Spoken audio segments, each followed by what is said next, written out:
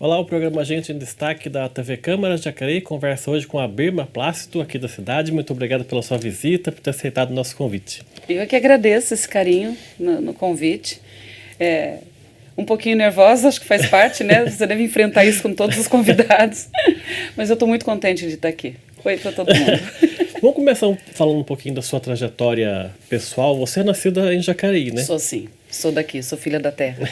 E você estava me contando que o seu parto na Santa Casa foi meio difícil, né? Foi. Eu acho que eu já vim para o mundo metendo o pé, como diz a minha mãe. A primeira coisa que apontou nela num parto chamado de normal foram os pés. Ela sofreu bastante, tadinha. E é uma família grande a sua? Você tem muitos irmãos? Não, eu tive 4 irmãos, um falecido, com 12 anos, e tenho mais 3 irmãs. 2 irmãs, contando comigo 3. E os seus pais são de onde? São de Jacareí também? Não, o meu pai ele é nascido em Taubaté e a minha mãe é americana. É mesmo? É, porque a cidade é isso, né? Ela é uma cidade de passagem. A gente acaba que todo mundo que está aqui, mesmo nascido aqui, em algum momento da tua trajetória familiar, alguém veio de fora. Faz parte da característica da cidade. Né? E a sua mãe, como é que ela veio parar aqui? A minha mãe tem uma história de vida muito louca, Rodrigo. A minha mãe ela veio parar aqui há bastante tempo já com meu pai, o meu avô, a minha avó. Acho que muito criança. Ela não se lembra de nada de Americana. Então, ela se perguntar para ela de onde você é, ela vai dizer que é daqui, inclusive. Ela nem vai lembrar que é de lá. E o meu pai, ele veio depois, um pouco mais jovem, já pela vida militar, né? Ele é policial militar. Até lá, ele passou até os 14 anos em Taubaté, depois se enfiou no navio na Marinha. E aí, quando ficou maior de idade, se tornou policial militar. E aí veio para cá, e aqui ficou. Eu imagino, então, que os seus avós, né, os pais da sua mãe, vieram para cá para trabalho. Olha, na verdade, eu não sei te dizer. O que eu sei é que a minha avó veio para cá pelo casamento. Porque ela, sim, é de lá, né? Então, ela veio pelo casamento. Meu avô também, acho que para tentar uma vida nova. Meu avô se tornou funcionário da Johnson até aposentar. Foi uma vida lá. A minha avó depois foi embora e viveu outra vida de volta na cidade dela. E a gente continua aqui. O que você lembra da sua infância aqui em Jacareí? Como é que era essa cidade de quando você era criança? Nossa Senhora, eu me lembro de muita coisa. Eu acho até que é mais fácil me lembrar da minha infância do que me lembrar o que eu comi ontem. É verdade. Eu me lembro de tudo. Por exemplo, uma das coisas mais gostosas da minha lembrança é a minha mãe levando a gente para os cinemas quando a gente era pequeno. E aí a fonte luminosa na praça, o cheiro da pipoca, a sorveteria Leal. Então a gente tem muita lembrança. A estação do trem, a coisa mais gostosa para mim era vir para a cidade e esperar o trânsito parar para ver o trem passar. Era a minha diversão. Até hoje o apito de um trem me remete a isso. Mas tudo é uma boa lembrança. As lendas urbanas com relação à Santa Casa de Misericórdia, porque teve muita lenda urbana. Teve. A minha infância, passando por ali, era tentar ver o IML pela janelinha. Então tem muita história. Tem muita história. Na Rua Santa Rosa, que virou o primeiro livro, que daqui a pouco a gente vai falar. Então eu tenho uma lembrança com cada cantinho onde a gente passou. O último bairro onde meu pai conseguiu estabelecer foi no Conjunto São Benedito, e lá ele está até hoje, com muitas boas lembranças de lá também. É isso, todas as lembranças que uma criança pode ter, né? Que nasceu na década de 70 para cá, porque a gente era muito mais rueiro, né? Não tinha computador, não tinha celular, então a gente era mesmo criança de rua. E era muito gostoso. A cidade era muito mais calma, mais tranquila. Era divertido. As pessoas parece que se conheciam mais também, né? Se conheciam, sim. O bom dia, boa tarde, boa noite, como vai teu filho, como vai comadre, como vai compadre. Tudo isso ainda é comum comigo. A gente ainda tem isso entre os vizinhos ou entre as pessoas da cidade que acompanham a gente a vida fora. Vocês, no seu nascimento, vocês vão morar em que bairro aqui em Jacareí? Então, eu quando nasci, a gente morava perto da Rua Santa Rosa. Da Rua da Santa Casa mesmo. Depois a gente foi para Parque Santo Antônio, depois para a Rua Santa Rosa, onde eles, né, para a Rua Santa Rosa e depois Secap. E eu sim, depois fui morar em outros lugares, fui morar no Colônia, eu já fui morar no Campo Grande. Aluguel faz isso, a gente acaba que varre a cidade toda de canto em canto. Então eu conheci alguns bairros. Hoje eu moro no Meia Lua e no 1º de Maio, porque a gente está construindo uma cabaninha lá. Então é isso, a gente não é muito livre aqui dentro, né, da cidade. A gente consegue ter essa esse contato. Que tipo de educação os seus pais deram para os filhos? Você falou que perdeu o irmão com 12 anos, né? Isso. Como é que foi para a família isso aí? Ainda é. É. Ainda é. Tem mais de 30 anos, mas ainda é terrível. Ele morreu Ainda o quê? é De terrível. acidente? O que foi? Andando numa bicicleta que foi minha. E aí ele se encontrou com um ônibus, ambos numa descida. E foi bastante traumático. Porque ele sofreu bastante ainda, levou um tempão para conseguir descansar. Foram mais de 5 horas tentando salvar a vida dele. Não foi culpa de ninguém, acontece, estava brincando. Então, para os meus pais isso é muito difícil. Eles passam por um processo de depressão que vem se acumulando desde então. O luto é um processo muito complicado, né? Não é todo mundo que supera e alguns talvez não superem nunca. Então, para a gente é como se ele ainda estivesse por perto. A gente tem esse tipo de espiritualidade, né? A gente não cultua, não é isso. Mas a gente também não esquece, não apaga. Então tá sempre com a gente. Você, hoje, olhando para trás, você diria que tem o quê de personalidade que é característica do seu pai e da sua mãe que você tudo. puxou? Nossa Senhora! Gente, eu tenho muita coisa. Eu tenho a teimosia da minha mãe. A teimosia dela é terrível. Eu tenho todas as questões de saúde genéticas da minha mãe, o que também é terrível. Mas eu tenho a garra, a força, a vontade de liberdade. A minha mãe tem uma sede de liberdade que é admirável. Então, isso eu consigo alimentar em mim. A lealdade a um amigo, isso eu aprendi com ela. A lealdade a um amigo é uma coisa muito cara para mim. Com meu pai, eu aprendi a integridade, a dignidade, a coragem de falar a verdade, doa quem doer, de assumir o risco de todas as ações que eu escolho ter na vida, a de responder com uma certa... Eu não sei como chamar isso, orgulho? Talvez seja, né? Talvez seja. Porque o ego também está com a gente, não tem como fugir.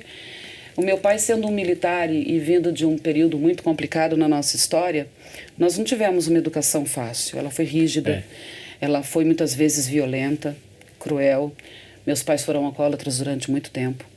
Então, lidar com isso sendo a mais velha não foi uma tarefa fácil. Mas a gente sobrevive, como toda boa família brasileira, a gente dá um jeitinho de junto resolver todo mundo, resolver todas as conexões, todas as feridinhas, as terapias são feitas de uma maneira coletiva muito particular também, e a gente vai seguindo ainda junto, bonitinho, nesse caminho, entendeu? Para ilustrar um pouquinho o que a gente está falando, vamos mostrar algumas fotos que a gente tem separado aí para a gente ir comentando. Sério? Ai, eu não acredito. Que legal. Quem é essa daí? Essa daí sou eu, mas é uma outra eu. Eu costumo dizer, muito louco isso. As pessoas que me conhecem sabem que eu vou sempre repetir que eu tenho 14 birmas e a 14ª é nova. É uma recém-descoberta. Mas essa daí é a birma de Taubaté. Ela não pertence a Jacareí. Sabe? Ela me emociona, porque dentro desse ambiente complicado que eu tive com a família, né, essa coisa de um pai militar cheio de dramas na cabeça, a mãe, esposa do militar também com drama na cabeça, a minha tia, irmã do meu pai em Taubaté, ela carinhosamente me acolheu desde muito cedo. Então era onde eu passava minhas férias e era onde eu tinha uma infância despreocupada, porque aqui eu era a irmã mais velha, preocupada sempre em ajudar os mais novos, em apaziguar uma briga. Eu estava aqui em clima de guerra sempre, né? E lá eu estava no mundo de Monteiro Lobato, na coisa do conto de fada. Mais solta, né? E da literatura, olha que coisa. Foi ali, naquele quintal, que a literatura se abriu para mim. Esse quintal era de uma pensão que a minha tia tinha em Taubaté para estudantes, porque lá era a capital dos estudantes, não sei como está isso hoje. E ela então servia também a refeição, servia a marmita. E aí ela me introduziu nos gibis da Turma da Mônica muito cedo. Então, graças à minha tia e ao meu pai, porque saí de lá com o gibi na mão, eu aprendi a ler antes de aprender a escrever. Então, ali para mim é como se fosse a minha Nárnia. É o meu canto sagrado. Vamos ver mais uma. Meu Deus! Que legal, gente.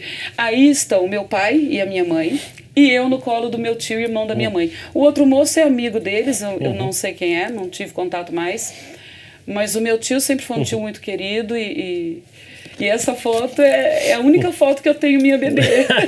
Não existe outra. Vamos ver mais uma.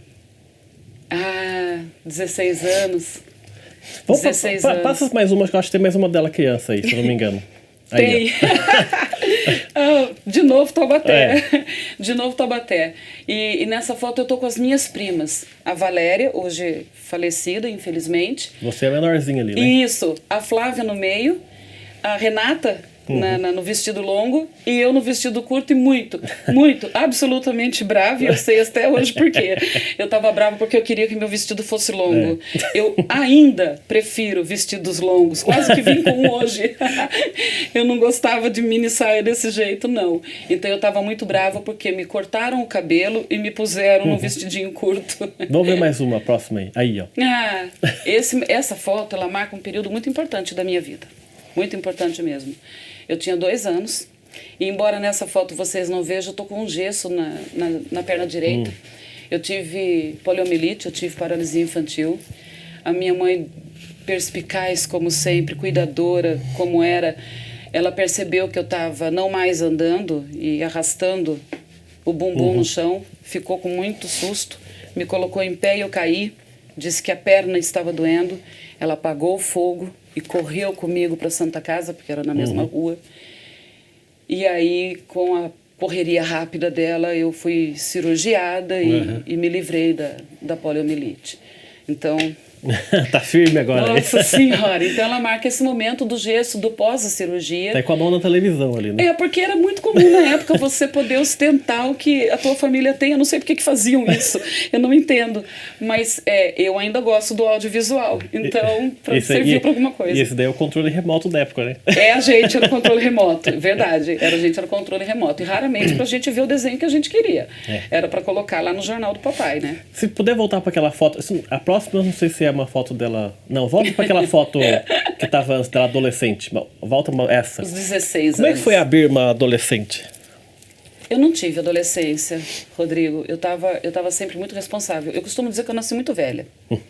Muito velha. Infância, eu tive, lógico. Aprontávamos muito, muito, muito. Mas, ao mesmo tempo, quando eu fiz 12, 13 anos, eu não sorria. Quando eu olho para ela, eu não sabia mesmo sorrir. E não é porque eu fosse triste, mas porque tudo era muito sério para mim. Tudo era muito sério. Eu tinha uma urgência muito grande de independência. Eu tinha uma urgência muito grande de realizar coisas. E ali naquela idade, tudo me pareceu não ser possível. Então, eu não sabia o que fazer com toda aquela jovialidade que está ali. Mas não foi ruim não, viu, gente? Não foi, são só coisas que marcam a gente. Quando eu olho para essa imagem, que eu não olhava para ela já fazia um tempo, eu tenho saudades dela, inclusive. Eu gostaria de ter diálogos, os mesmos que ela tem comigo ainda hoje. Porque graças a essa garota, hoje eu tenho um espírito ainda dos 16, que está acontecendo comigo totalmente o oposto.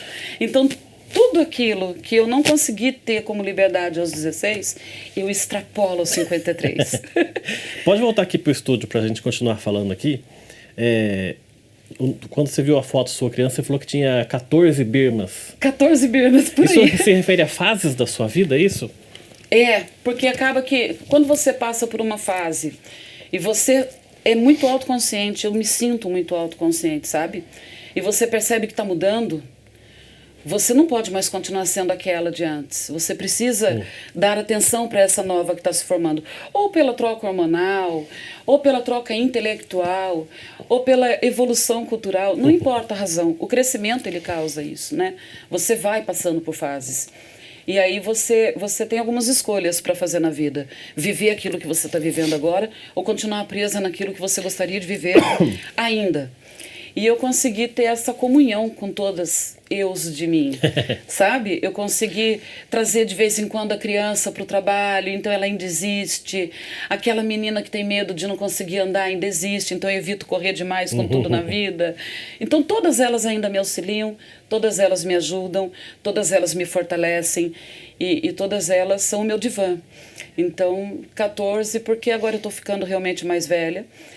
Eu penso que eu passei pelo último ritual, porque dentro daquilo que eu acredito como fé, nós temos 3 realmente fases importantes, a jovem, a mãe e a anciã. Quando você é jovem, tudo pode, até os erros, você pode cometê-los com a inocência que você tem direito. Quando você é jovem, já tem que se preocupar um pouco mais com isso, já não dá, quando é mãe, né? Já não dá para errar tanto, você precisa acertar por você e por tua cria. Nem sempre se trata de filhos. A cria pode ser um projeto de vida, a cria pode ser um casamento.